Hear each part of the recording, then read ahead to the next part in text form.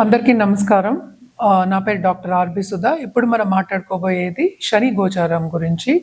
ద్వాదశ రాసుల వారికి శని గోచారం అంటే మార్చ్ 29, 2024కి మీనానికి ప్రవేశిస్తున్నారు శనీశ్వరుడు. సో ఆ గోచారం ద్వాదశ రాసుల వారికి ఫలితాలు ఎలా ఇస్తాయో చూద్దాము. మనం జనరల్గా మాట్లాడుకోవాలి అంటే శనీశ్వరుడు మనకి తెలుసు చాలా ఇబ్బంది పట్టే ఒక గ్రహం.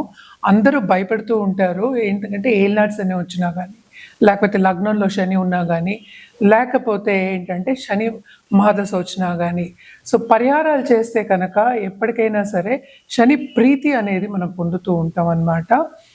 అండ్ శాంతి ఇచ్చాలి అంటే శాంతి జపాలు పూజలు చేసుకోవడం అనేది చాలా మంచిదన్నమాట.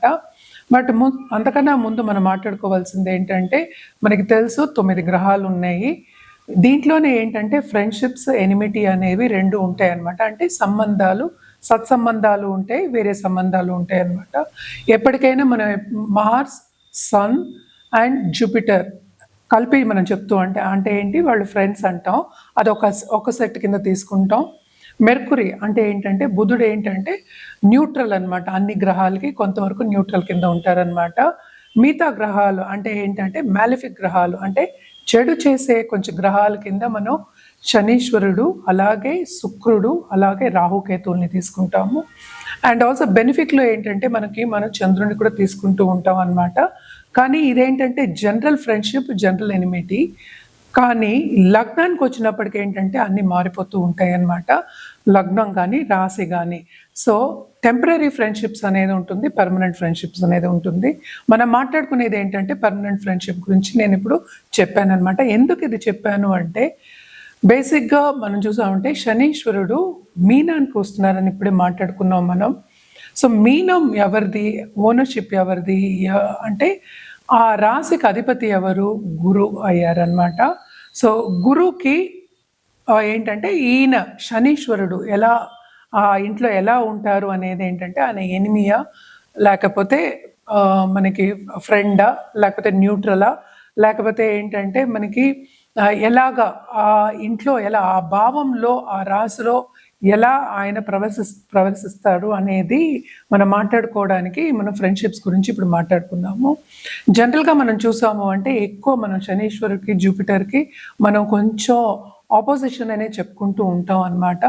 ఎనిమిటీ ఉంటుందనే చెప్పుకుంటాం. కానీ ఏంటంటే మనం ఇందాక మాట్లాడుకున్నట్టు ఫ్రెండ్షిప్ గురించి మాట్లాడుకున్నాం కదా, గ్రహ ఫ్రెండ్షిప్ గురించి. సో జనరల్గా అయితే జూపిటర్కి శని ఏంటంటే న్యూట్రల్ కిందే మనం తీసుకుంటాం. అంటే ఏంటంటే అటు మరీ చెడు చేరు, అటు మరీ మంచి చేరు అనమాట. న్యూట్రల్ గ్రహం, మధ్యస్థంగా ఉండిపోతారు అని చెప్పుకోవడం అనమాట. అదొకటి కాకుండాను శనీశ్వరుడు మూమెంట్ అంటే ఏంటి, ఇప్పుడు ఏలినాట్స్ అని మనం చూసాము అంటే కుంభం అంటే మనకి శనీశ్వరుడు ఓన్ హౌస్ అనమాట. ఓన్ హౌస్ నుంచి ఇంకో ఇంటికి వెళ్తున్నారు కనుక ఈ ట్రాన్సిట్ కూడా, ఈ గోచారం కూడా కొంచెం డిఫికల్ట్ ట్రాన్సిట్స్ అనమాట. అండ్ ఆల్సో మనం చూసాము అంటే మీనానికి లాస్ట్ ఇయరే ఏలినాట్స్ అని అనేది మొదలైంది. ఇప్పుడు మీనానికి వెళ్తే శనీశ్వరుడు మీనానికి వెళ్ళినప్పుడు మనకి మేష రాశి వాళ్ళకు కూడా ఏలినాట్స్ అని అనేది ఉంటుందన్నమాట. సో ఏ రాశికి ఏలినాట్స్ అని ఉంటుందనేది చూద్దాము. ఇప్పుడు మనం చూసాము అంటే కుంభానికి ఏలినాట్స్ అని లాస్ట్ ఘట్టం, లాస్ట్ 2.5 years. అలాగే మీనానికి మెయిన్ ఘట్టం సెకండ్ 2.5 years. అలాగే మేషానికి ఫస్ట్ 2.5 years ఏలినాట్స్ అని ఉందన్నమాట. మనం ఫ్రెండ్షిప్స్ దీనికే మాట్లాడుకున్నాం. ఎందుకంటే ఒక గ్రహం గురించి మనం మాట్లాడుకున్నప్పుడు అన్ని గ్రహాలు మనం చూసి మొత్తం జాతకం చూసినప్పుడే మనం కరెక్ట్ రెమిడియల్ మెషర్స్ కూడా మనం చెప్పడం, పరిహారం చెప్పడం అనేది జరుగుతుంది. చాలామంది కమెంట్ కూడా చేస్తున్నారు. అంటే ఏంటి, ఇంగ్లీష్ వద్దు తెలుగులో చెప్పండి అనేది. అస్ట్రాలజీ అనేది యూనివర్సల్ లాంగ్వేజ్. అంటే ఇంగ్లీష్లో ఏంటి అస్ట్రాలజీ చెప్పలేమా, సాంస్క్రిట్లో మాట్లాడడం అనుకోండి. ఎందుకంటే అస్ట్రాలజీ అంతా ఉండదు ఏంటి, ఫస్ట్ సాంస్క్రిటే. సాంస్క్రిట్లో మాట్లాడితే ఎవరికి అర్థం అవుతుంది, ఎవరికీ అర్థం కాదు. ఇవి ఇలాగ ఇంగ్లీషు తెలుగు మిక్స్ చేసి చెప్పడం ఏంటంటే వైడర్ ఆడియన్స్కి మనం చెప్తున్నాం. సో అన్నెసెసరీ కమెంట్స్ చేయకుండా, అంటే బేవర్స్గా కూర్చుని ఏం పనిలేని వాళ్ళు ఇలా కమెంట్లు చేయడం అనేది కరెక్ట్ కాదు. ఎవరి పద్ధతి వాళ్ళది. మీకు ఇష్టం ఉంటే చూడాలి, లేకపోతే పక్కకి వెళ్ళిపోవాలి. అనవసరమైన కమెంట్లు వద్దు. చాలా మంది కమెంట్ చేస్తున్నారు ఇంగ్లీష్ వద్దని. అంటే ఏంటి, తెలుగులో చెప్తేనే అది అస్ట్రాలజీయా లేకపోతే కాదా? అంటే ఇంగ్లీష్ అస్ట్రాలజీ ఉంది, అలా అయితే సాంస్క్రిట్లో చెప్తారు, హిందీలో చెప్తారు, అన్ని లాంగ్వేజెస్లోనూ చెప్తారు. మనం తెలుగులో చెప్తున్నాం కనుక ఇప్పుడు యాక్చువల్గా ఇప్పుడున్న జనరేషన్కి చాలా మటుకు తెలుగు పదాలు, చాలా పదాలు వాళ్ళకి తెలియవు. సో దాని గురించి మేమేంటంటే కలపడం చేసి చెప్పడం అనేది జరుగుతుంది. స్వచ్ఛంగా తెలుగులో మాట్లాడాలి అంటే ఎవ్వరూ మాట్లాడలేరు, కొంతవరకు మాట్లాడతారు. సో అనవసరమైన కమెంట్లు పెట్టకుండా ఉండడం మంచిది. అదొక రెమెడీ కిందే మీరు తీసుకోండి. ఎందుకంటే నెగటివ్ ఎప్పుడు మీరు ఏది చెప్పారంటే ఆ నెగటివ్ మీకే తగులుతుంది, కొంచెం జాగ్రత్త. సో ఈ శనికి పరిహారాలు చేయాలి అంటే కనుక శనీశ్వరుడికి ఎప్పటికైనా ప్రీతి ఏంటంటే సర్వీస్ అంటే చాలా ఇష్టం. సో ఎప్పటికైనా సరే వృద్ధులకు కానీ, లేకపోతే వికలాంగులకు కానీ, లేకపోతే అనిమల్స్ అనుకోండి, అనిమల్స్ కానీ సర్వీస్ చేస్తే కనుక తప్పక వాళ్ళు శని ప్రీతి అనేది పొందుతారు. కొంతమంది ఏంటంటే యాక్చువల్గాను మరీ మీనియల్ టాస్క్ చేయడం అంటే ఏంటి, ఇల్లు ఊడవడాలు, తుడవడాలు అంటే మీనియల్ టాస్క్, అంటే సర్వెంట్స్ చేసే సర్విట్యూడ్ అంటూ ఉంటాం అన్నమాట. అలాంటి పనులు కూడా కొంతమంది కావాలని శని ప్రీతి పొందడానికి చేస్తూ ఉంటారు. అదొకటి కాకుండా ఎప్పటికైనా దానాలు కానీ జపాలు కానీ చేయడం అనేది మంచిది. అండ్ ఆల్సో ఎప్పటికైనా సరే నేను ఇందాక చెప్పినట్టు సర్వీస్ అనేది చాలా చాలా ప్రీతి శనికి. సో మన చేత్తో వండి పెట్టడం కూడా చాలా మంచిదన్నమాట. ఇవన్నీ మనం ఏంటి మాట్లాడుకునేది జనరల్ పరిహారాలే. ఏదైనా సరే మనం చూసుకోవాల్సింది ఏంటంటే వ్యక్తిగత జాతకం మీద ఆధారపడి ఉంటుంది రెమెడియల్ మెషర్స్. ఏ ప్లానెట్ని కంట్రోల్ చేయాలి అనేది, ఏ ప్లానెట్కి ప్రీతి అంటే ఏంటంటే అప్లిఫ్ట్ చేయాలి లేకపోతే బ్యాలెన్స్ చేయాలి అనేది మోర్ ఇంపార్టెంట్ అన్నమాట. ఎందుకంటే ఈ కాలంలో అందరికీ, చాలా మందికి ఉద్యోగాలు కూడా లేకుండా, అంటే బతుకు తెరువు లేకుండా కూడా చాలామంది ఉంటూ ఉన్నారు. సో వీళ్ళందరికీ ఏంటంటే ఫస్ట్ జాతకం అనేది చూడాలి. మనం మాట్లాడుకునేది ఒక రాశి వారిగా మనం మాట్లాడుకుంటున్నాము, అది కూడా ఒక గ్రహం గురించి మాట్లాడుకుంటున్నాము. గుర్తుపెట్టుకోండి, ఇది మొత్తం అంతా మీరు విన్నారంటే మీకు క్లారిటీగా అన్నీ తెలుస్తాయి. ఏదైనా మీకు డౌట్లు ఉన్నా కానీ, లేకపోతే అపాయింట్మెంట్ సెట్ చేయాలంటే కానీ కింద స్క్రోల్ అయ్యే నంబర్కి సంప్రదించవచ్చు.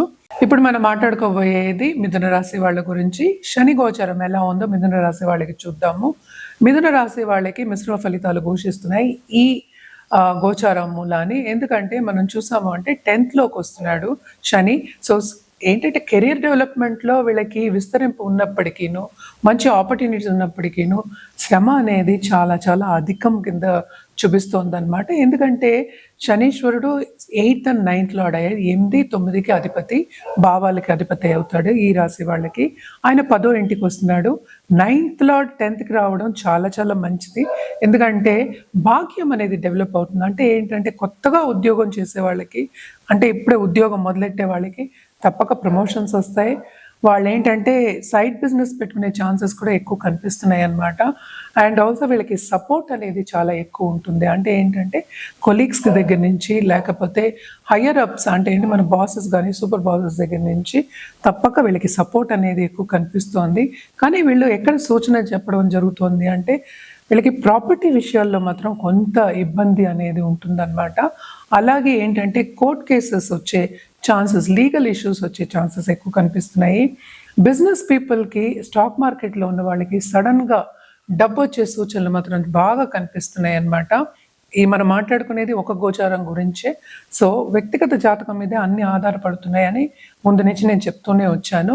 సో తప్పక ఏంటంటే బిజినెస్ పీపుల్కి విస్తరింపు అనేది జరుగుతుంది, సైడ్ బిజినెస్ అనేది వస్తుంది. అలాగే ఫైనాన్షియల్ మార్కెట్లో ఉన్న వాళ్ళకి మాత్రం తప్పక సడన్గా డబ్బు వచ్చే సూచనలు బాగా కనిపిస్తున్నాయి.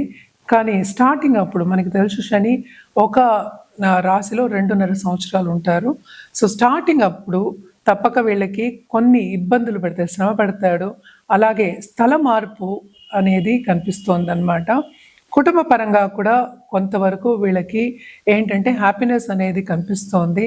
లక్ అనేది ఫేవర్ అవుతుంది వీళ్ళకి, ఎస్పెషలీ ఆన్లైన్ బిజినెస్ చేసే వాళ్ళకి, కన్సల్టింగ్ బిజినెస్లో ఉన్న వాళ్ళకిను, అలాగే ఐరన్ బిజినెస్ మెటల్ బిజినెస్ చేసే వాళ్ళకి మాత్రం చాలా బాగుంటుందనే చెప్పుకోవాలి. మనం పరిహారాల విషయానికి వస్తే కనుక తప్పక వీళ్ళు శనీశ్వరుడికి చేయాలి అంటే శని జపం చేసుకోవడం చాలా మంచిది. అలాగే ఓం శనీశ్వరాయ నమః అనేది కంటిన్యూస్గా 21 టైమ్స్ ఎవ్రీ సాటర్డే చేయడం అనేది మంచిది. అండ్ ఆల్సో ఎప్పటికైనా సరే మనం పాజిటివ్గా ఆలోచించుకోవడం అంటే ఏంటి, మనం ఒక గోల్ పెట్టుకుని, గోల్ అంటే ఏంటంటే మీకు కావాల్సిన గోల్, నాకు ఈ లెట్స్ ఏ కెరియర్లో నాకు డెవలప్మెంట్ కావాలి అని ఒక గోల్ పెట్టుకుంటే దాని మీద ధ్యాస పెట్టి తప్పక ఏంటంటే ముందుకు సాగితే కనుక, దాని మీదే ధ్యాస పెట్టి ముందుకెళ్తే కనుక తప్పక సాధించడం అనేది జరుగుతుందనమాట. సో అందుకనే మిశ్రమ ఫలితాలు అని చెప్తున్నాం. ఎందుకంటే శ్రమ అనేది కెరియర్ విషయంలో చాలా ఎక్కువ కనిపిస్తోంది, బాధ్యతలు అనేవి చాలా ఎక్కువ అవుతాయి. అలాగే కొంతవరకు హెల్త్ విషయంలో జాగ్రత్త పడడం అనేది మంచిదన్నమాట. ఇవన్నీ చేసుకుంటూ ఉంటే ఇంకా బాగుంటుంది. ఏదైనా సరే నేను ఇందాక నుంచి చెప్తున్నా వ్యక్తిగత జాతకం మీద ఆధారపడి ఉంది. అండ్ ఆల్సో మనం మాట్లాడుకునేది ఒక గ్రహం గురించి, ఒక గ్రహ గోచారం గురించే అనమాట. సో జనరల్ పరిహారాలు మనం చెప్పాము. ఏదైనా మీకు డౌట్లు ఉన్నా కానీ లేకపోతే జాతకం చూపించుకోవాలంటే సంప్రదించవచ్చు.